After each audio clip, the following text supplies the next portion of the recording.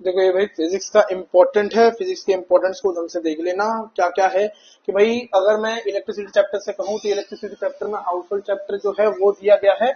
Electricity chapter में मैं तुम्हें बताया है कौन कौन सी चीजों को ढंग से देखना है। ठीक है, इलेक्ट्रिसिटी में जो थ्योरेटिकल पार्ट है, थ्योरेटिकल पार्ट में ये वाला हाउस होल्ड सर्किट के बारे में तुम लोग ढंग से देख लेना कि पैरेलल कॉम्बिनेशन में कैसे होता है, पैरेलल कॉम्बिनेशन में रखते हैं, क्यों रखते हैं, किस लिए रखते हैं, ये सारा कुछ देख लेना। Heating effect of circuit, heating effect of current जो है वो भी ढंग से देख लेना, जिसको हम जूल लॉ ऑफ हीटिंग भी कहते हैं।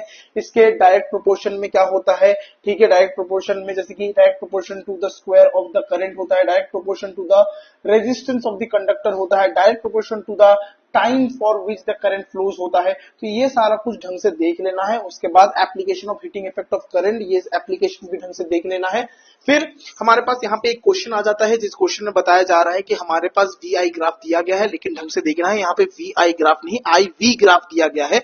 इधर देख, इधर आई वी ग्राफ दिया हुआ है। ये जो आई वी ग्राफ है, आई वी ग्राफ में मेरे पास जो स्लोप होता है वो स्लोप क्या होता है, 1/r हो जाता है, मतलब रेजिस्टेंस का प्रोपोर्शन हो जाता है। ये स्लोप क्या हो जाता है, रेजिस्टेंस का प्रोपोर्शन हो जाता है। इसका मतलब बी वाला जो है उसमें रेजिस्टेंस कम होगा और ए वाले में रेजिस्टेंस ज्यादा होगा। ठीक है, और याद रखना जहां पे रेजिस्टेंस कम है मतलब वो पैरेलल है, और जहां पे रेजिस्टेंस ज्यादा है मतलब वो सीरीज है। ठीक है, इसके बाद ये वाला क्वेश्चन मैंने तुम लोगों को कल करवाया हुआ है। कल मैंने क्या करवाया था, कल मैंने बोला था कि भाई हमें लिस्ट काउंट निकालना आना चाहिए। लिस्ट काउंट कैसे निकालते हैं, ए में देखो भाई, लिस्ट काउंट अगर मेरे को निकालना है, अगर मेरे को लिस्ट काउंट निकालना है, लिस्ट काउंट किसका मैं निकाल रहा हूँ, सबसे पहले तो मैं निकाल रहा हूँ एम मीटर का। ठीक है, एम मीटर का अगर मैं लिस्ट काउंट निकाल रहा हूँ तो ढंग से देखो, इधर यूनिट्स कितने कितने हैं, 100 यूनिट करके हैं। तो ऊपर मैंने 100 लिख दिया और नीचे कितना है, 10 है।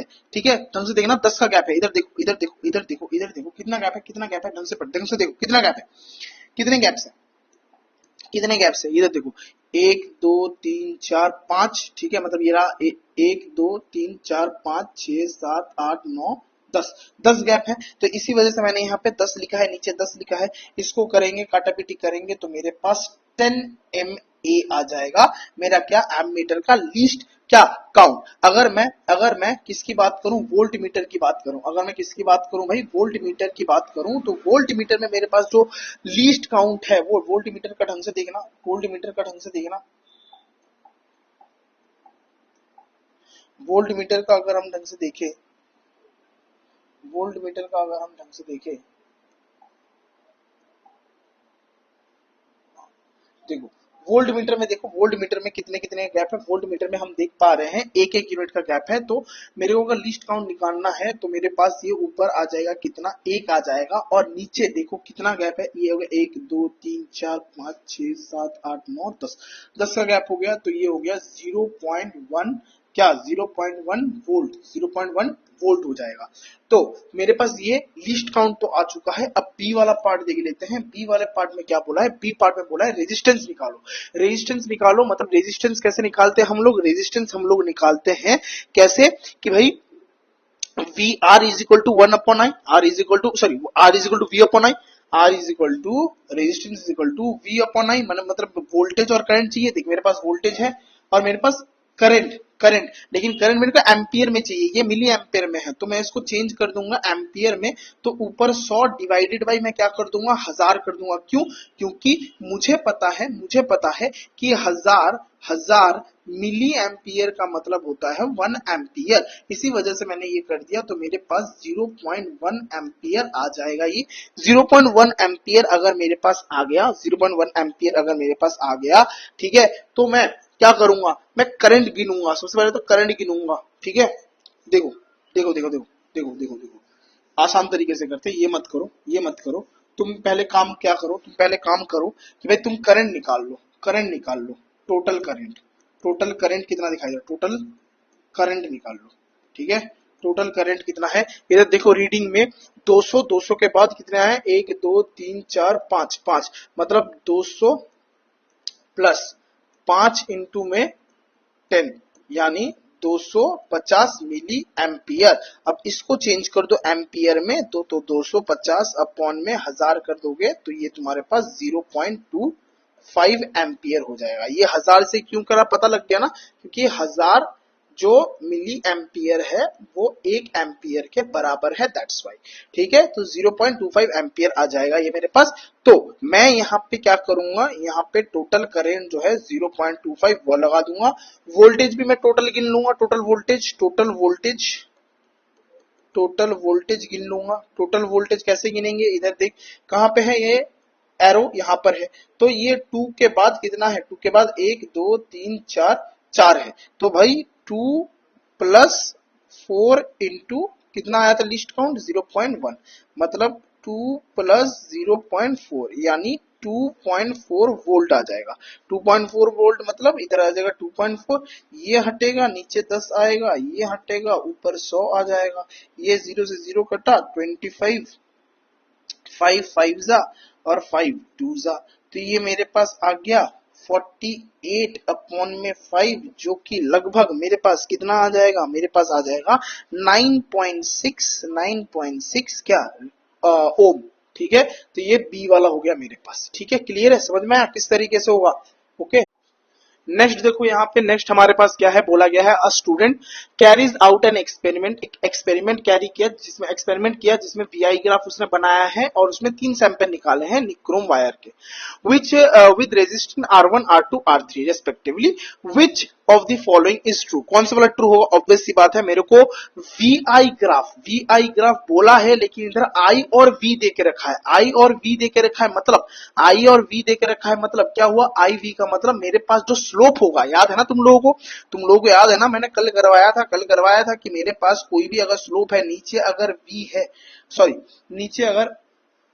नीचे अगर तुम्हारे पास आई है, अरे यार क्या हो रहा है, नीचे अगर तुम्हारे पास आई है और इधर अगर वी है, ठीक है, तो तुम्हारा जो स्लोप बनेगा वो रेजिस्टेंस का स्लोप बनेगा। लेकिन अगर तुम्हारे पास नीचे वी है, नीचे क्या है भाई, वी है और इधर आई है, तो इसका मतलब तुम्हारा जो स्लोप बनेगा तो वो 1 अपॉन आर होगा, ये मैंने बोला था। ठीक है, तो 1 अपॉन आई वी ग्राफ होगा, मतलब मेरा रेजिस्टेंस कम होता हुआ जाएगा, मतलब जितना ऊपर उतना कम, जितना नीचे उतना ज्यादा। तो इसका मतलब क्या हुआ, मेरा R3 सबसे ज्यादा है, फिर R2 है और सबसे कम मेरा R1 है। तो कौन सा वाला होगा, सी वाला होगा, ऑप्शन पहले से यहाँ पे दिया हुआ था। ठीक है, समझ में आ गया क्यों ये वाला होगा, किस लिए होगा। ठीक है, ओके। अब देखो, अब बोला गया है एक सिलेंड्रिकल क्या है, कंडक्टर है ऑफ लेंथ आई, ठीक, एल उसको एल ले लेते हैं। तो मेरे पास एक सिलेंड्रिकल क्या है भाई, एक कंडक्टर है जिसका लेंथ है एल। ठीक है, uniform area of cross section, जो एरिया ऑफ क्रॉस सेक्शन है वो है ए। ठीक है, हैज रेजिस्टेंस आर, रेजिस्टेंस क्या देके रखा है, आर देके रखा है। और एक कंडक्टर है मेरे पास, और एक कंडक्टर है। ठीक है, वो कंडक्टर का, उस कंडक्टर का जो लेंथ है वो 2L है, उस कंडक्टर का लेंथ कितना है, 2L है, और रेजिस्टेंस जो है वो सेम है, इसका रेजिस्टेंस जो है वो सेम है, मतलब इसका आर जो है दोनों क्या है भाई, इक्वल है। ठीक है, ऑफ द सेम मटेरियल, दोनों सेम मटेरियल होगा तो रेजिस्टेंस भी ऑब्वियस सी बात है मेरा सेम होगा। Has area of cross section कितना निकलेगा, किसका, इसका एरिया ऑफ क्रॉस सेक्शन मेरे को निकालने के लिए बोला जा रहा है कितना होगा। ठीक है, तो इसको कुछ इस तरीके से देखेंगे, अगर इसका रेजिस्टेंस क्या है भाई, सेम है, मतलब सपोज करो जो पहला वाला जो मेरा वो था, क्या बोलते कंडक्टर, उसका एल था, दूसरे वाले कंडक्टर का मेरे पास क्या था भाई, मेरे पास 2L था। तो इसके अगर रेजिस्टेंस को मैं R1 लेता हूं, इसके रेजिस्टेंस को R2, दोनों का रेजिस्टेंस क्या है, सेम है, क्योंकि इधर बोला गया है सेम है। ठीक है, क्योंकि सेम मटेरियल से बना है। ठीक है, हैज रेजिस्टेंस। ठीक है, तो मटेरियल सेम है, इसका मतलब रेजिस्टेंस सेम है, मटेरियल सेम है, रेजिस्टेंस सेम है। इसका फॉर्मूला क्या हो गया, रो एल अपॉन ए, इसका रो 2L अपॉन क्या हो जाएगा, ए मेरे को पता नहीं, ए डैश ले लेते हैं इसको, एरिया मेरे को पता नहीं, ये क्या हो जाएगा, रेजिस्टिविटी, अगर रेजिस्टेंस सेम है तो मेरा रेजिस्टिविटी भी सेम होगा, ऑब्वियस सी बात है। मेरा रो और रो कट जाएगा, इधर L है, इधर 2L है, मेरा L इधर A इंटू में 2L आ जाएगा is equal to 1 upon A dash. तो L और ये L तो कट गया, ये इधर चला जाएगा, ये इधर चला जाएगा, तो A इज इक्वल टू मेरे पास क्या आ जाएगा, 2A, A dash is equal to क्या आ जाएगा, 2A आ जाएगा, मतलब मेरा जो एरिया होगा वो क्या हो जाएगा, 2A हो जाएगा। इसका मतलब मेरे पास सी वाला ऑप्शन हो गया। सिंपल सी बात है, क्लियर है भाई। ये 2 है मेरा, ये 2 है, इसको गलत मत लेना ना, ये 2 है, ये 2 है, ये और ये कट गया, फिर ये इधर क्रॉस हो गया, इधर क्रॉस हो गया, ठीक है, ओके। चलो जी, नेक्स्ट क्वेश्चन देखो, नेक्स्ट क्वेश्चन में बोला गया है कि हाउ कैन 3 रजिस्टर, ये वाला क्वेश्चन ढंग से देख लेना। हाउ कैन 3 रजिस्टर, कितने रजिस्टर है भाई? 3 रजिस्टर है। कितने रजिस्टर है? 3 रजिस्टर है। Of resistance 2 ohm, 3 ohm and 6 ohm दिया गया है मेरे को। Can be connected to a given total resistance 4 और 1, मतलब मेरे को ये तीनों रजिस्टर को कुछ इस तरीके से लगाना है ताकि मेरा जो क्या आए, मेरा जो टोटल रेजिस्टेंस आए वो 4 आए और मेरा टोटल रेजिस्टेंस जो है वो 1 आए। कैसे करेंगे याद रखना, ट्राई करना कॉम्बिनेशन बनाने का दिमाग में थोड़ा, ठीक है। जैसे पहला वाला है, पहले वाले को मेरे को क्या चाहिए? 4 ओम चाहिए मेरे को। कितना चाहिए भाई? 4 ओम चाहिए। तो कैसे बनाएंगे इसको? कैसे बनाएंगे? देख, एक तो बना देंगे सीरीज में और 2 को बना देंगे कैसे भाई? पैरेलल में। 2 को बना देंगे कैसे भाई? पैरेलल में बना देंगे, ठीक है। इसको R1 ले लो, इसको R2 ले लो, इसको R3 ले लो। ये वाला हो गया 2 ओम, ठीक है। ये वाला हो गया मेरे पास 3 ओम और ये वाला मेरे पास हो गया 6 ओम। चेक करके देख लो कि भाई ये वाला पहले मैं क्या करूंगा? 2 और 3 जो है, 2 और 3 का मैं निकाल लूंगा। 1/R23 क्या हो जाएगा? 1/3 प्लस 1/6 यानी 6।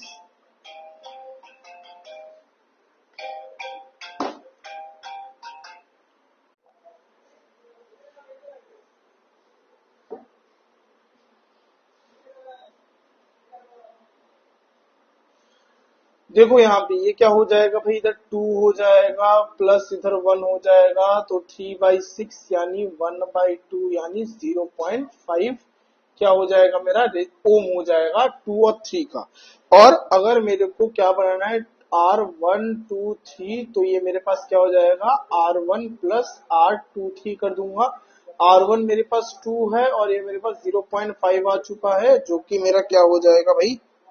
गलत किया क्या भाई मैंने? ओ सॉरी 0.5 नहीं आएगा, ये मेरे पास आ जाएगा 1/R23 था ना, तो ये मेरे पास आ जाएगा 2 इधर, ये इधर, तो R23 मेरे पास आ जाएगा 2 ओम। तो इधर भी ये मेरे पास क्या आ जाएगा भाई? 2 ओम आ जाएगा, तो ये भाई मेरे पास हो गया 4 ओम, ठीक है। अब अगर मेरे को 1 लेके आना है, तो कैसे करना है? देखो, तो मैं क्या करूंगा कि भाई ये जो है बी वाला है, बी वाले को तुम क्या करो? इसको पैरेलल में रख दो सबको, ठीक है, सबको पैरेलल में रख दो,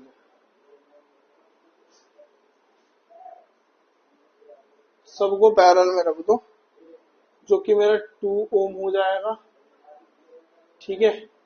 ये वाला हो जाएगा 3 ओम और ये वाला हो जाएगा 6 ओम। इसको करके देख लेना इधर, क्या हो जाएगा? 1/2 प्लस 1/3 प्लस 1/6, ठीक है। तो ये मेरे पास हो जाएगा 6, 3 प्लस 2 प्लस 1, ये हो जाएगा 6/6 यानी 1। तो मेरा therefore R123 मेरे पास 1 ओम ही आ जाएगा। क्लियर है भाई? क्लियर है भाई? समझ में आया भाई? अब देखो नेक्स्ट क्वेश्चन को ढंग से देखना। क्या बोला? Specific resistance.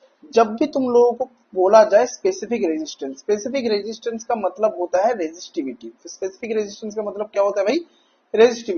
Resistivity of a copper, ठीक है, सिल्वर एंड कांस्टेंट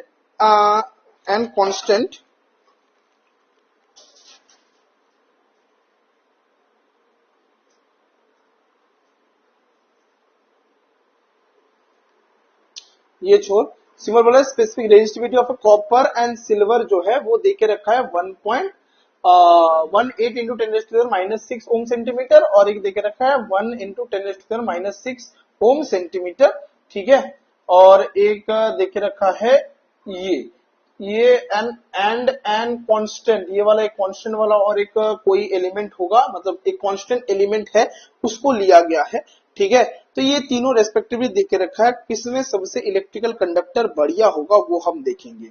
याद रखना, best conductivity, best conductivity, best conductivity उसमें होगा जिसमें क्या होगा, लोएस्ट, लोएस्ट क्या होगा, लोएस्ट रेजिस्टेंस होगा, लोएस्ट रेजिस्टेंस होगा या फिर रेजिस्टिविटी होगी, लोएस्ट रेजिस्टेंस होगा या फिर लोएस्ट रेजिस्टिविटी होगी। तो इसका मतलब क्या हुआ, इसका मतलब ये हुआ कि अगर मैं कॉपर की बात करूं, अगर मैं कॉपर की बात करूं और सिल्वर और एक देखे रखा है मेरे को एक कांस्टेंट कोई भी एक चीज है, ठीक है, कांस्टेंट, ठीक है, तो ढंग से अगर देखोगे, ढंग से अगर तुम देखोगे, इसका वैल्यू कॉपर का कितना है 1.18 इंटू 10⁻⁻6 ओम सेंटीमीटर, ठीक है, क्या है भाई 1.18 इंटू 10⁻⁻6 ओम सेंटीमीटर, ठीक है। इसके बाद 1 इंटू 10⁻⁻6 ओम सेंटीमीटर इसका, और इसका है 48 इंटू 10⁻⁻6 ओम सेंटीमीटर।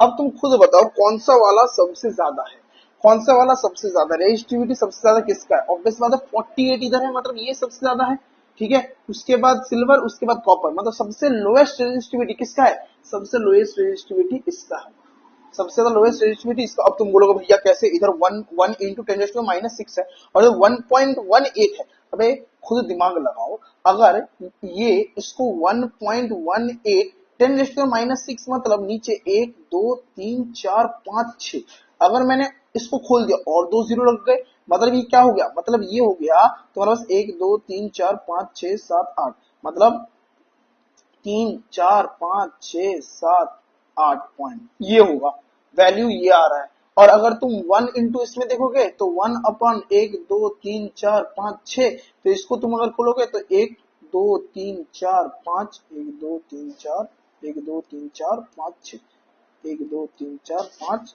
6, ये आ रहा है। अब तुम खुद बताओ कौन सा वाला वैल्यू कम है, ये वाला या ये वाला, इसमें देखो 0.123456, इधर कितना है 0.12345678, मतलब ये वाला वैल्यू सबसे ज्यादा क्या है भाई, कम है, तो क्या होगा, ये इसका है, तो इसका मतलब लोएस्ट रेजिस्टिविटी इसका ही होगा, ठीक है, लोएस्ट रेजिस्टिविटी किसका होगा, मतलब ये बेस्ट कंडक्टर बनेगा मेरा।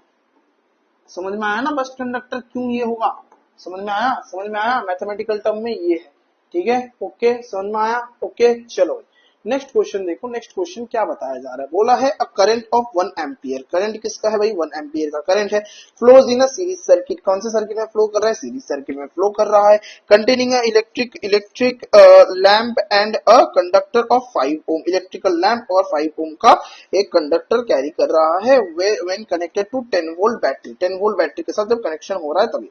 Calculate the resistance of the electrical lamp, electrical lamp का रेजिस्टेंस निकालने के लिए बोल रहे हैं, तो देखो भाई समझना ढंग से, क्या बोला है, सीरीज में बोला गया है, सीरीज में बोला गया, सीरीज में कनेक्टेड है, उससे कुछ फर्क नहीं पड़ता, सिर्फ फर्क पड़ता है क्या कि भाई 1 एम्पियर का है, flow in a series circuit, देखो सीरीज में कनेक्टेड है, मतलब क्या हुआ, ढंग से समझना, ढंग से समझना, क्या बोला है 1 एम्पियर फ्लो हो रहा है सर्किट में से, ठीक है, वो मेरे को पता लग गया, एक लैंप लगाया हुआ है और एक रेजिस्टर है, ठीक है, एक कंडक्टर है जिसमें रेजिस्टेंस है, ठीक है, ये 10 वोल्ट का, ये 10 वोल्ट का बैटरी, इधर एक 5 ओम का कंडक्टर लगा हुआ है जिसका रेजिस्टेंस इतना है 5 ओम है।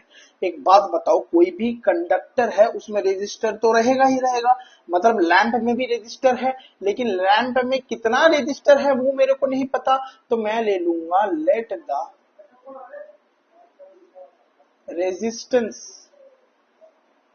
रेजिस्टेंस ऑफ लैंप भी आर ले लिया, देयरफॉर टोटल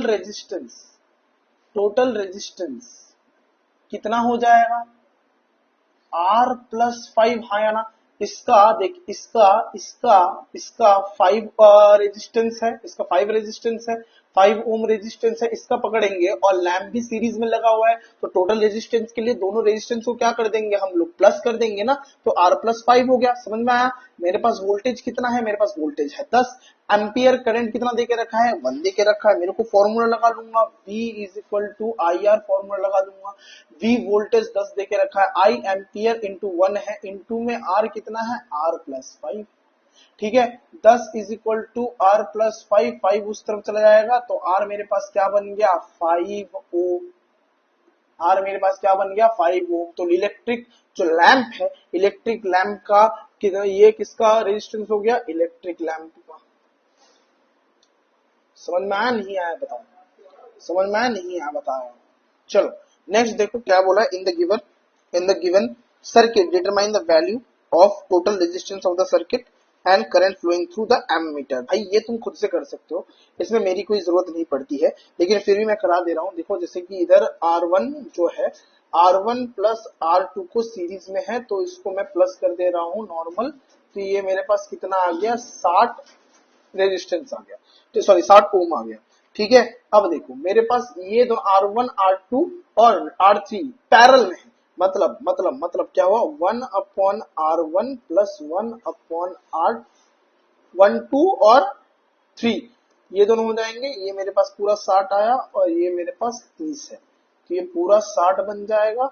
इधर 1 प्लस 2 तो 3 अपॉन 60 अगर देखा जाए तो ये मेरे पास हो जाएगा कितना 1 अपॉन रेजिस्टेंस अगर मैं पूरा निकालता हूं तो ये मेरे पास हो जाएगा, ये मेरे पास हो जाएगा 1 अपॉन R123, ठीक है। ये R12 हो गया, ठीक है। तो R123 मेरे पास कितना हो जाएगा 3 और इधर 20 निकल जाएगा मेरे पास, ठीक है, ठीक है। अब मेरे को क्या बोला है, ये हो गया फर्स्ट वाला पार्ट, और ये सेकंड वाला पार्ट क्या बोला है, current flowing through the ammeter. तो V इज इक्वल टू क्या था IR था, V is equal to IR था, यही से ही V upon R is equal to I आ जाएगा। इसको अगर हम लोग सॉल्व करते हैं तो V मैंने, मेरा जो वोल्टेज है वो इधर देखो 6 वोल्ट है तो मैंने 6 लगा दिया, R मैंने 20 अभी अभी निकाला है, तो ये मेरे पास 0.3 एम्पियर आ जाएगा। क्लियर है, क्लियर है बताओ, क्लियर है बता दो, क्लियर है ना। अब देखो calculate the resistance of a 1 kilometre long wire, 1 kilometre बोला है। अब मैं किलोमीटर में तो नहीं देता हूं, मीटर में ही होता है, तो 1 किलोमीटर मतलब 1000 मीटर हो गया, ठीक है। Copper wire of area of cross section, मतलब ये L देके रखा है, एरिया ऑफ क्रॉस सेक्शन कितना देके रखा है 2 इंटू 10⁻²² सेंटीमीटर स्क्वायर देके रखा है।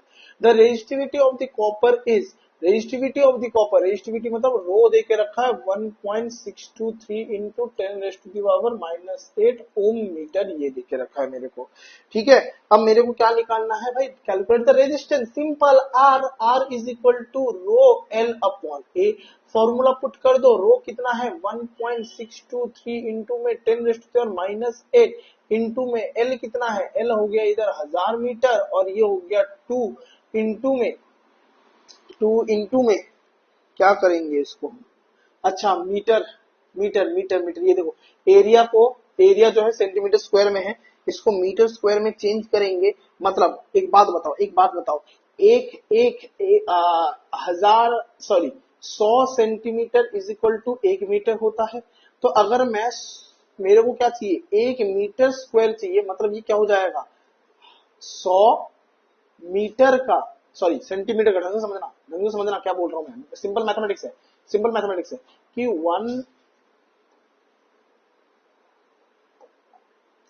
1 मीटर का अगर मैं स्क्वायर करता हूं तो ये मेरे पास 1 मीटर स्क्वायर आएगा। तो मैं इस तरफ भी स्क्वायर करूंगा, इस तरफ भी स्क्वायर करूंगा, तो मेरे पास क्या आएगा, यही आएगा ना। तो 1 metre square is equal to क्या हो गया 10,000 सेंटीमीटर स्क्वायर, 10,000 सेंटीमीटर का मतलब 10⁻⁴ centimetre square is equal to 1 metre square, ठीक है। अब इसको क्या करूंगा भाई, डिवाइड करूंगा ना, डिवाइड करूंगा मतलब क्या, मल्टीप्लाइड बाई 10⁻⁴, ये समझ में आया। तो इसका मतलब 2 इंटू 10⁻⁻, तो पहले से था, इसे मल्टीप्लाई कर दूंगा 10⁻⁴।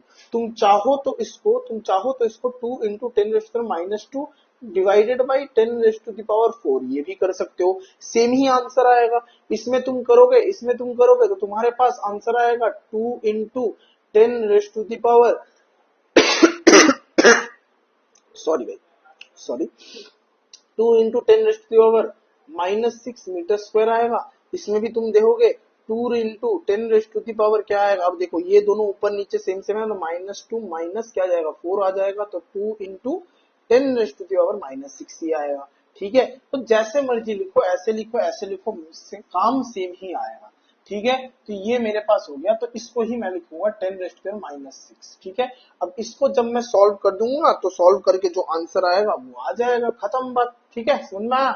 ठीक है, अब तुम बोलोगे भैया सॉल्व कैसे करें? अरे बाबू देख, इधर इधर है 10⁻⁻8, इधर है 10⁻⁻6, 2 को इससे काट, 500 हो गया, 500 हो गया, इधर 500 आ गया, 2 को इससे काट दिया, 500 आ गया, नीचे -6 है और ऊपर -8 है, मतलब माइनस होगा, माइनस माइनस 6, मतलब बेस सेम है, बेस सेम है तो पावर डिवाइड हो रहा है, बेस सेम है, डिवाइड हो रहा है, पावर माइनस हो जाएंगे, तो 10⁻⁻8 प्लस 6 हो गया, तो 10⁻⁻2 हो गया।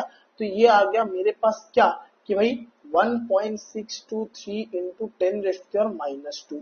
बस इसको मल्टीप्लाई करके तुम लिख दो, खत्म बात, तुम्हारे पास आंसर आ गया, तुम्हारे पास आंसर आ गया। इसको हटा दो, इसको हटा दो, नीचे 1000 आ जाएगा, ये 2 जीरो कटे, ये 2 जीरो कटे, ये देखो 10⁻1 है, 10⁻1 है, तो 10⁻2 -1, तो 10⁻3 आ जाएगा। तो इसको तुम लिख सकते हो 1623 इंटू 5 इंटू 10⁻3।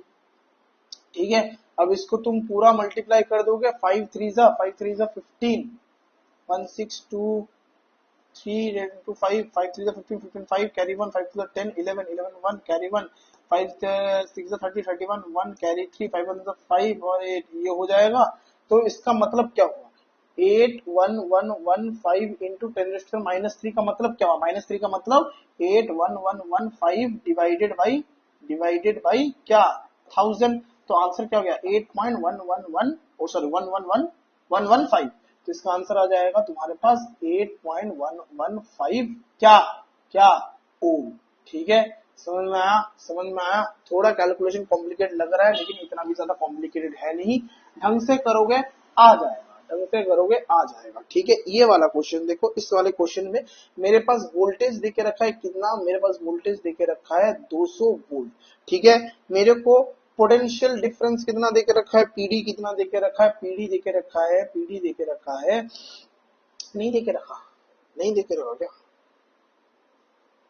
नहीं देके रखा, ये तो रहा पावर, सॉरी पावर देके रखा है 40 वॉट, पावर देके रखा है 40 what.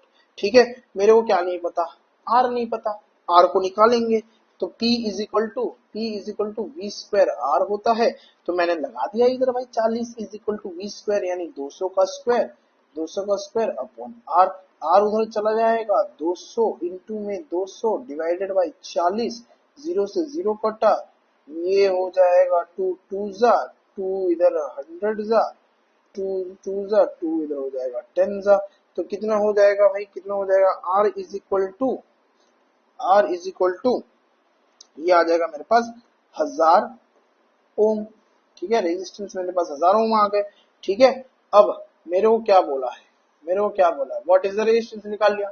5 such bulb are lighted for 5 hour, 5 ऐसे जो है वो लाइट करे हुए हैं, तो मतलब एनर्जी कंज्यूम निकालेंगे, एनर्जी कंज्यूम निकालेंगे कि एनर्जी कितना यूज हुआ है, एनर्जी कंज्यूम्ड कैसे हो जाएगा भाई, P इंटू टी, यानी पावर इंटू टाइम। ठीक है, पावर इंटू टाइम ऐसे ही निकालेंगे। तो पावर इंटू टाइम बोले तो क्या, पावर जो है, पावर जो है, पांच बल्ब है, कितने बल्ब है, 5 बल्ब है, मतलब एक बल्ब में अगर 40 का, एक बोला है ना, अ बल्ब में, एक बल्ब में 40 वॉट का पावर है, मतलब 5 वोल्ट में, पांच बल्ब में कितने होगा, 40 इंटू 5 हो गया पावर। ठीक है, इंटू में टाइम टाइम कितना सेकंड्स के हिसाब से लेना पड़ता है, सेकंड्स के हिसाब से लेना पड़ता है। जब 5 घंटे के लिए अगर चल रहा है तो 5 इंटू 3600 कर देंगे। क्यों? क्योंकि भाई 1 घंटे में 3600 सेकंड होते हैं, तो 5 घंटे में कितना होगा? 3600 मल्टीप्लाइड बाई 5। ठीक है, इस पूरे को कर देंगे तो मेरे पास लगभग 36,000,000 जूल आ जाएगा। ठीक है, अब मुझे पता है मुझे क्या पता है कि भाई एनर्जी इन किलोवाट आवर जो होता है वो 36 लाख जूल ही होता है, हाँ या ना? तो इसका मतलब 36 लाख जूल जो है उसके साथ 36 लाख जूल ही मैं क्या कर दूंगा? डिवाइड कर दूंगा, क्योंकि एनर्जी कंजर्व करने के लिए मेरे को उससे ही डिवाइड करना पड़ता है ना, जो वैल्यू है। तो इससे करा तो मेरे पास 1 किलोवाट आवर का क्या आया? एनर्जी कंजप्शन आया। ठीक है, तो कॉस्ट ऑफ बिल क्या हो गया? 1 इंटू 1 किलोवाट कितना है? 1 किलोवाट आवर 5.10 रुपए करके है, तो मेरा सिर्फ 5.10 रुपए ही आया बिजली का बिल। ठीक है, 5.10 रुपए ही आया बिजली के बिल। बस इतना सही है, और कुछ है ही नहीं। याद रखना 1 किलोवाट आवर का मतलब 1 यूनिट भी होता है। तो अगर यहाँ पे rate the cost if the rate is पर किलोवाट की जगह पर यूनिट भी अगर लिखा होता तो यही करते। क्लियर है बाबू? समझ में आया बाबू? बता दो बाबू। ओके बाबू, चलो भाई, चलो देखो, आओ नेक्स्ट क्या बोला है? नेक्स्ट बोला है calculate the resistance of the wire using the graph को यूज करते हुए क्या करोगे? वायर का रेजिस्टेंस निकालोगे। अब रेजिस्टेंस का मतलब क्या होता है? रेजिस्टेंस तुम कैसे निकालते हो? रेजिस्टेंस तुमने अभी अभी निकाला, ये देखो, एक तो पावर का फॉर्मूला हो गया। उधर क्या क्या है? उधर मेरे पास V है और I है। मेरे को बता दो रेजिस्टेंस V और I से निकाल सकते हैं, हाँ या ना? ये देखो फॉर्मूला है V is equal to I R, इसी फॉर्मूले से निकाल सकते हैं। तो ढंग से देखना।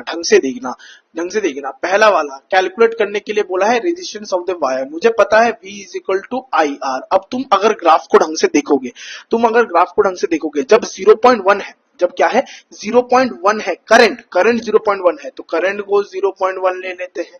ठीक है, रेजिस्टेंस मेरे को पता नहीं, वोल्टेज उस टाइम में क्या है 2 है, तो इधर 2 ला देंगे। तो इधर क्या हो गया 2 upon 0.1 is equal to R, तो 2 into 10 is equal to R. 10 कैसा आया? इधर हटा, ऊपर 10 आ गया।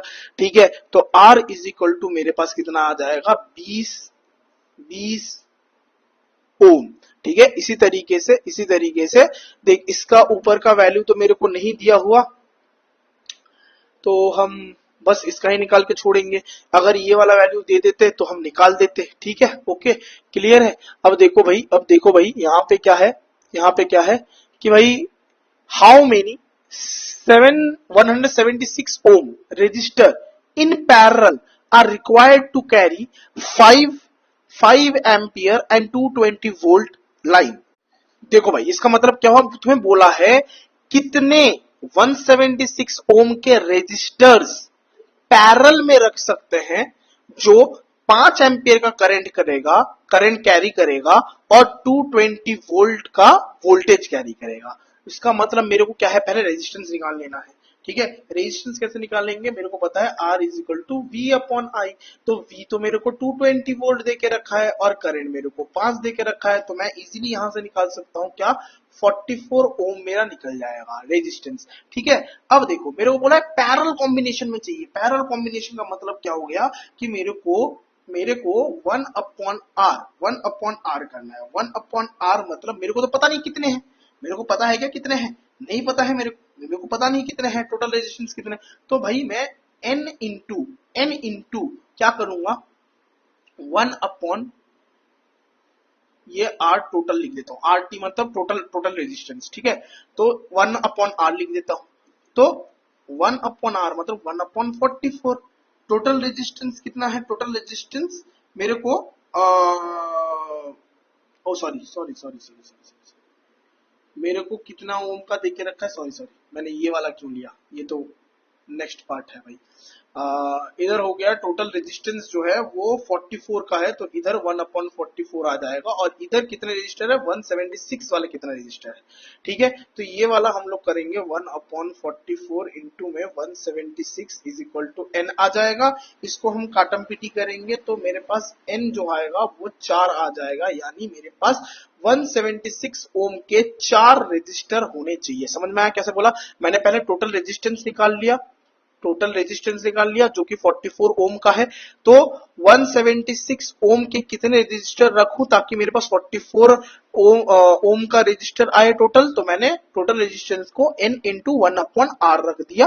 ठीक है, तो 1/r, r की जगह पे 176 आ जाएगा जो कि मेरे को रेजिस्टर रखना है। ठीक है, जिसका रेजिस्टेंस है, और टोटल रेजिस्टेंस मैंने निकाला था 44, वो 44 आरटी की जगह पे मैंने लगा दिया, फिर क्रिस क्रॉस किया तो मेरे पास एन कितना आ गया, एन मेरे पास 4 आ गए, यानी 4 176 ओम के रेजिस्टेंस चाहिए। ठीक है, इसके बाद ये वाला क्वेश्चन देखो, the resistor of a wire, resistance of a wire was 0.01 centimetre radius 7 ohm, मतलब रेजिस्टेंस मेरे को देके रखा है 7 ओम। ठीक है, और रेडियस जो देके रखा है वो देके रखा है 0.01 सेंटीमीटर। इससे तुम एरिया ऑफ क्रॉस सेक्शन निकाल लोगे।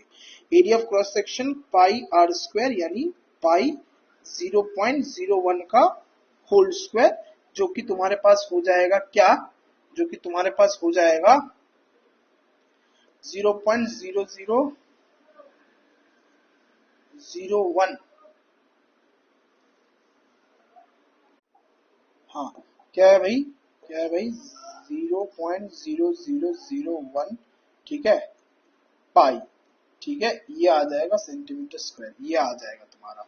ठीक है, बाकी रेजिस्टेंस तुम्हें देके रखा है, resistivity of the material, resistivity यानी रो तुम्हें देके रखा है 44 इंटू 10⁻⁻⁶ ओम मीटर। ठीक है, तो इसको भी किस में चेंज कर लेना है, मीटर स्क्वायर में चेंज कर लेना। मीटर स्क्वायर में मतलब क्या करोगे, कुछ नहीं करना, 0.0001 पाई को मल्टीप्लाइड बाई 10⁻⁻, क्या कर देना, 10⁻⁻⁴ कर देना, मीटर स्क्वायर हो जाएगा। क्यों -4 क्यों करना, अभी यहाँ पे समझाया था ना, अभी यहाँ पे समझाया था, ये रहा, ये रहा, यहाँ पे समझाया था, यहाँ पे समझाया 10⁻⁴ कैसे करना है यहाँ पे। ठीक है, तो इसलिए मैंने माइनस इधर 4 लगा दिया। ठीक, अब रेजिस्टिविटी यहाँ पे दिया हुआ है, कैलकुलेट द लेंथ, तुम्हें एल निकालना है, बाकी तो फॉर्मूला पता है, R is equal to rho L upon A. ठीक है, ये जितनी भी सारे वैल्यूज है पुट कर देना, तुम्हारे आंसर निकल जाएगा। ठीक है, ये वाला तुम खुद से कर लोगे, मुझे विश्वास है पूरा कर लोगे। ठीक है, इसके बाद देखो ये वाला क्वेश्चन है, ये देके रखा है, इसमें बोल के रखा है कि अ वायर, एक वायर है with non uniform area. Non uniform area मतलब एक तरफ एरिया ठीक है, एक तरफ एरिया अलग है। ठीक है, तो as shown in the applied with a voltage, as shown voltage दिया गया है, यहाँ पे कुछ वोल्टेज पे है। Mark the correct option, correct option mark करने के लिए बोला। पहला वाला, current at point X is more than current Y, जो एक्स पॉइंट में है करंट जो है वो ज्यादा होगा देन वाई। क्या ये सही है, क्या ये सही है, क्या ये सही है? नहीं भाई, क्यों? क्योंकि भाई ढंग से देख, ढंग से देख बाबू, बाबू ढंग से देखो, ये इस तरीके से फ्लो कर रहा है। ठीक है, तो करंट इस तरफ से जो है, इस तरफ से जो है वो निकल रहा है। ये ए का मतलब एरिया है, एरिया ज्यादा है, एरिया ज्यादा है तो मतलब रेजिस्टिविटी जो होगी, रेजिस्टिविटी कम होगी, रेजिस्टिविटी कम होगी, करंट इजीली पास कर पाएगा, लेकिन कहीं से ये प्रूव नहीं होता कि करंट वहां पे ज्यादा होगा। ठीक है, करंट वहां पे ज्यादा होगा। फिर मैं अगर बोलूं कि current of point X is less than current of point Y, यहां से भी ये प्रूफ नहीं होता। करंट का इससे कोई लेना देना ही नहीं है, तो ये दोनों तो होगा ही नहीं। करंट का एरिया से कुछ भी लेना देना नहीं होता, तो ना ही मेरा फर्स्ट वाला ऑप्शन होगा, ना ही मेरा सेकंड वाला ऑप्शन होगा। थर्ड वाला ऑप्शन क्या बोला है, resistivity eight point X is greater. Obviously बात है, एरिया ज्यादा है, एरिया ज्यादा है तो रेजिस्टिविटी भी क्या होगा मेरा, कम होगा। रेजिस्टिविटी क्या होगा मेरा, कम होगा। ठीक है, सॉरी रेजिस्टेंस कम होगा, रेजिस्टेंस मेरा कम होगा। ठीक है, रेजिस्टेंस और रेजिस्टिविटी दोनों कम होगा, और यहाँ पे y पे रेजिस्टेंस या रेजिस्टिविटी ज्यादा होगा, ठीक है, तो ये वाला भी नहीं होगा। लास्ट में क्या बोले, resistance at y is greater, y में जो रेजिस्टेंस है वो ज्यादा हो गया एज कम्पेयर टू x, तो ऑब्वियस सी बात है कौन सा वाला होगा, लास्ट वाला ऑप्शन होगा, यही वाला ऑप्शन होगा, ठीक है, क्योंकि क्या था, एरिया जो है वो रेजिस्टेंस का क्या होता है, इनडायरेक्ट प्रोपोर्शन होता है, क्या होता है भाई, इनडायरेक्ट प्रोपोर्शन होता है। तो इसका मतलब क्या हुआ, इसका मतलब ये हुआ कि भाई एरिया जो है वो इनडायरेक्ट प्रोपोर्शन होता है किसका, रेजिस्टेंस का, यानी एरिया अगर ज्यादा होगा तो रेजिस्टेंस कम, एरिया अगर क्या होगा, एरिया अगर कम होगा तो रेजिस्टेंस ज्यादा, तो वही तो बोला, A resistance of Y is greater, resistance of ये वाई का है क्योंकि एरिया कम है, और ये एक्स का है क्योंकि एरिया ज्यादा है। तो रेजिस्टेंस कहाँ कम है, रेजिस्टेंस कहाँ ज्यादा हो रहा है भाई, वाई में ज्यादा हो रहा है, तो इसी वजह से ये फोर्थ वाला हो गया। क्लियर है बाबू, बताओ बाबू, चलो देखो बाबू, देखो ये वाला देखो, if volt meter changes its position from 1 to 3, 1 से 3 में वोल्ट मीटर जो है अपना पोजीशन चेंज कर रहा है, ठीक है, what will be changes in the reading of the potential, इसको भाई ढंग से करना, ऐसा वाला क्वेश्चन आता है, ये वाला क्वेश्चन ढंग से देखना, कैसे मैं समझा रहा हूं ढंग से देखो। पहले तो भाई तुम लोग निकाल लो क्या, टोटल रेजिस्टेंस, तो R1 plus R2 plus R3 हो जाएगा, जो कि है 5 प्लस 10 प्लस 10, जो कि हो गया ये 25,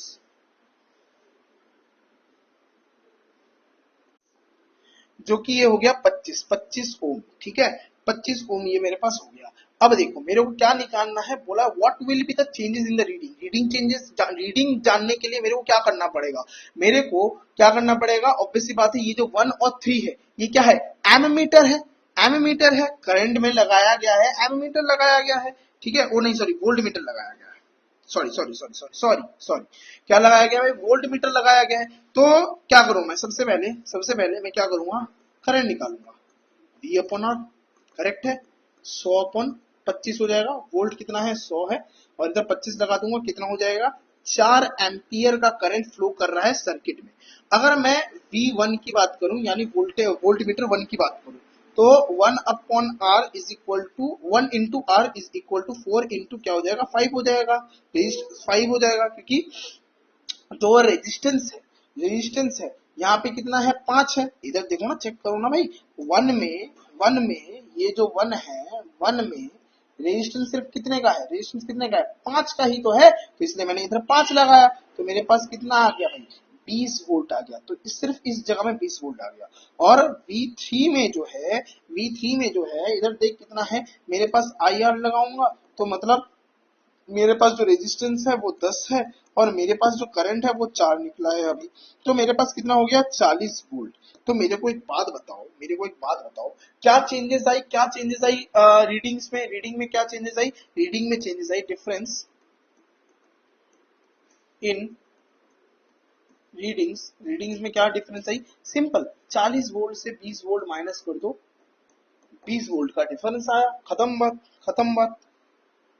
देखो अब ये वाला क्वेश्चन जो है समझ में आए तो बहुत बढ़िया, अगर नहीं आए दिमाग में जोर लगाने की जरूरत नहीं है, एक दिन पहले इतना जोर मत लगाओ, सिर्फ और सिर्फ क्या करो कि इसको छोड़ दो, समझ में आए तो समझ जाओ, नहीं समझ में आए तो इतना माथापच्ची नहीं करना। और भी बहुत सारे टॉपिक्स है इस क्वेश्चन में, ये ज्यादा क्वेश्चन आएगा भी तो MCQ में आएगा या फिर 2 मार्क के क्वेश्चन में आएगा, तो इतना माथापच्ची नहीं करना, बस तुम समझ लो, समझ में आए तो ठीक, नहीं तो छोड़ देना, ठीक है।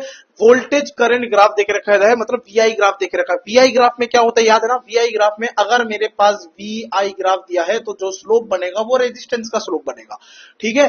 तो for 2 resistor of the same material and the same radii, 2 में रेजिस्टर है सेम मटेरियल के हैं और सेम रेडाई के हैं, इसका मतलब इसके पास जो रेजिस्टेंस होगा या फिर रेजिस्टिविटी होगा वो दोनों ही सेम होंगे, ठीक है, of length L1 L2, B है ए है, दोनों का लेंथ क्या है भाई L1 है एक का, L2 है एक का, ठीक है। और बोला क्या है अगर L1 L2 से बड़ा है, L1 L2 से बड़ा है, ठीक है, स्टेट द रीजन क्यों बड़ा है, which of this graph represent voltage current change for L1, इन दोनों में से L1 कौन सा है मेरे को बताने के लिए बोल रहे हैं फिर, ठीक है। तो ढंग से देखो, इधर देखो सोल्यूशन में, देखो सोल्यूशन में तुम अगर देखोगे तो रेजिस्टेंस जो होता है वो लेंथ के डायरेक्ट प्रोपोर्शन होता है। डायरेक्ट प्रोपोर्शन का मतलब क्या हुआ, डायरेक्ट प्रोपोर्शन का मतलब ये हुआ कि अगर मेरा लेंथ बढ़ेगा वायर का तो मेरा रेजिस्टेंस भी बढ़ेगा, और अगर मेरा लेंथ कम होगा तो मेरा रेजिस्टेंस भी क्या हो जाएगा भाई, कम हो जाएगा। इसका मतलब ये होता है कि भाई, और क्या होता है, रेजिस्टेंस जो होता है वो इनडायरेक्ट प्रोपोर्शन होता है एरिया का। इसका मतलब एरिया अगर बढ़ेगा तो रेजिस्टेंस कम हो जाएगा, एरिया अगर कम होगा तो रेजिस्टेंस बढ़ जाएगा। यही चीज है, यही चीज है, यही चीज है। अब देख क्या है, मैंने क्या किया, अगर मैं यहाँ पे रेजिस्टेंस ले रहा होता हूँ तो V इज इक्वल टू, इधर देखो कि V अगर R अगर डायरेक्ट प्रोपोर्शन है L के, V is equal to IR, इससे मैं ये बना सकता हूं, ठीक है। अब अगर मैं किसी एक का R1 लेता हूं, तुम ढंग से समझना, देखो इधर क्या है, इधर है मेरे पास I, ठीक है। I मतलब करंट जो है जितना मेरा आगे जा रहा है उतना बढ़ रहा है। जैसे सपोज करो मैंने 1 4 6 8 10 ऐसे ले लिया, तो इस तरफ जितना जा रहा है मेरा बढ़ रहा है। तो मेरे को बताओ A या B में कौन से में करंट ज्यादा है, ए में करंट ज्यादा है, इसलिए जो आई ए है वो ज्यादा है आई बी से। लेकिन जब मैं वी आई की बात कर रहा हूं तो ये स्लोप क्या है, रेजिस्टेंस का। मतलब मैं अगर देखूं तो आर बी जो है मतलब रेजिस्टेंस जो है बी का वो ज्यादा है आर ए से, ठीक है। समझ पा रहे हो ना कि अगर मैं करंट की बात करूं तो करंट ए में ज्यादा है बी में कम। लेकिन अगर मैं रेजिस्टेंस की बात करूं, ये वी आई ग्राफ है जिसकी वजह से मेरा ऊपर क्या है बी है, तो इसका मतलब रेजिस्टेंस ज्यादा बी में है और कम ए में है। तो इसका मतलब रेजिस्टेंस जो है बी का ज्यादा है ए का कम है।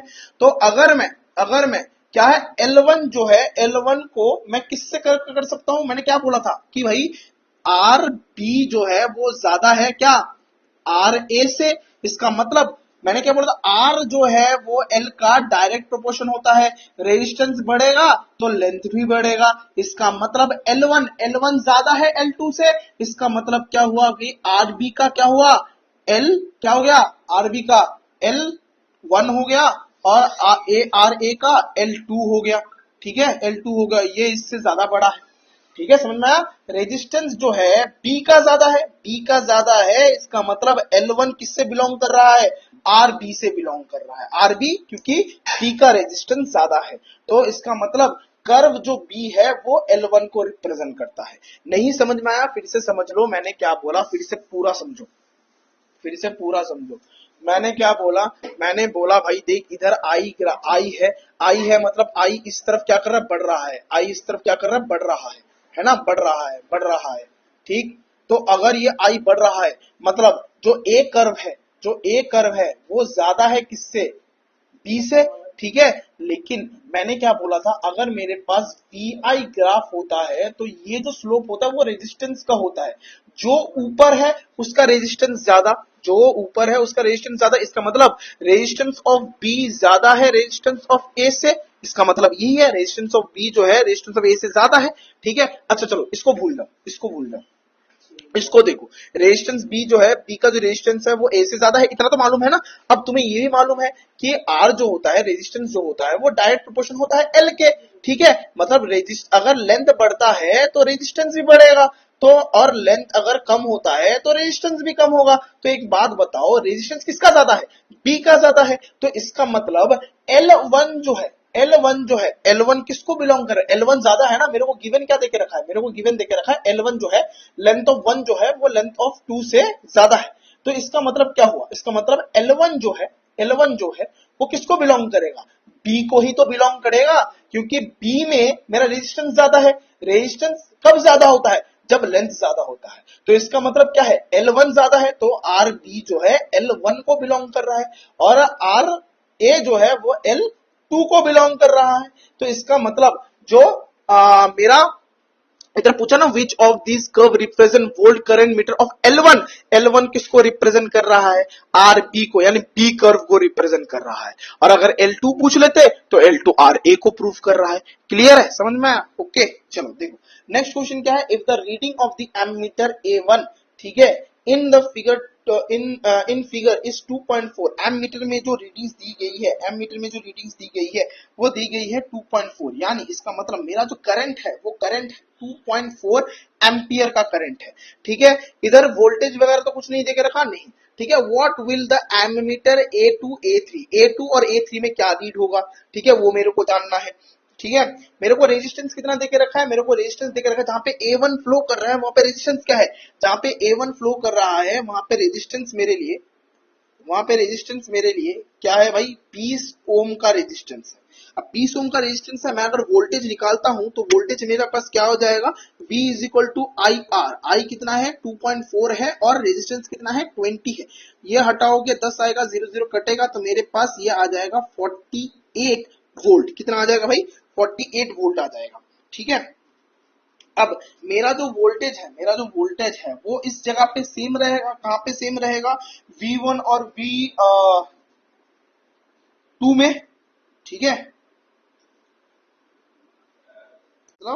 मतलब ये है, मैं इसको V1 ले लेता हूं, V2 किसका नीचे को लेंगे, V2 किसका नीचे को लेंगे, जहां पे मेरे पास A2 के बारे में अगर मैं देखूं, A2 में देखूं तो A2 में मेरा करंट जो है वो कितना है 1.6। कैसे निकालूंगा 1.6, कि भाई मेरा वोल्टेज जो है, मेरा वोल्टेज तो पूरे सर्किट में सेम रहेगा, क्योंकि इस सर्किट में ये पैरेलल में है, इधर वोल्टेज सेम रहता है, पैरेलल में वोल्टेज सेम रहता है ना, तो इसका मतलब 48 वोल्टेज ही रहेगा। तो I is equal to V upon R हो जाएगा। तो वोल्टेज यहाँ पे मैं 48 ही लगा दूंगा, रेजिस्टेंस मेरे को कितना है, रेजिस्टेंस मेरे को 30 का रेजिस्टेंस है, मैं 30 लगा दूंगा।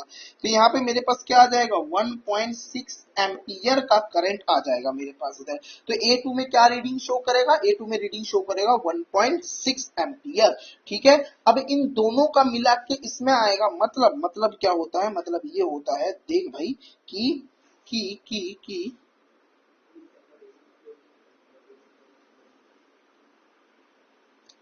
इसमें क्या शो करेगा तुम्हारा, देखो भाई सीरीज में, अब ये वाला जो है मतलब A3 और A1 A2 सीरीज में है, मतलब मेरे को क्या करना पड़ेगा, अगर मेरे को एम्पियर मतलब एमीटर किसका A3 का, यानी इधर I1 I2 है, ये I3 का अगर निकालना है तो क्या हो जाएगा भाई, इसका तुम्हारा जो A1 का है, ठीक है, A1 का है और किसका A2 का मिला के 2.4 प्लस कितना हो गया 1.6, कितना हो गया 4 एम्पियर। तो A3 में कितना हो जाएगा भाई 4 एम्पियर का करंट आ जाएगा। ठीक है भाई, ठीक है,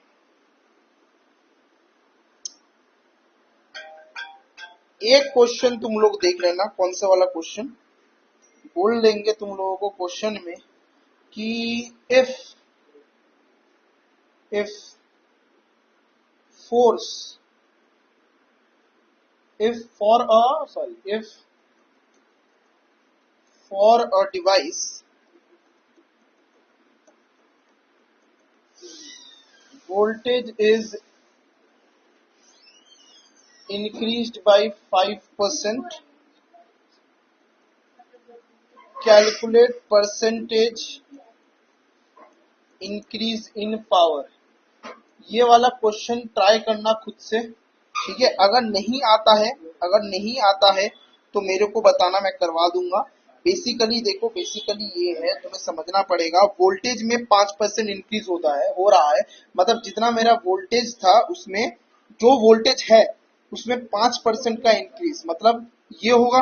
ठीक है, तो मेरे पास V डैश मतलब जो न्यू वोल्टेज आएगा, ये V डैश मेरा न्यू वोल्टेज है, V मेरा पुराना वोल्टेज है, तो न्यू वोल्टेज 5% ज्यादा है पुराने वोल्टेज से, तो मैंने पुराने वोल्टेज प्लस 5% क्या कर दिया, प्लस कर दिया पुराने वोल्टेज का। तो ये मेरे पास क्या आ जाएगा, नीचे 100, ये 100V प्लस 5V, तो 100V और 5V, तो ये मेरे पास 1.05 वोल्ट आ जाएगा, नया वोल्टेज जो है, नया वोल्टेज मेरे पास ये आ जाएगा। तो मेरे को अगर पावर निकालना है नए का, तो v स्क्वायर अपॉन में क्या होता है, r होता है, यानी 1.05 वोल्ट का होल स्क्वायर अपॉन में r। मेरे को r नहीं पता, मेरे को r नहीं पता, इसको करेंगे तो 1.1025 v स्क्वायर अपॉन r।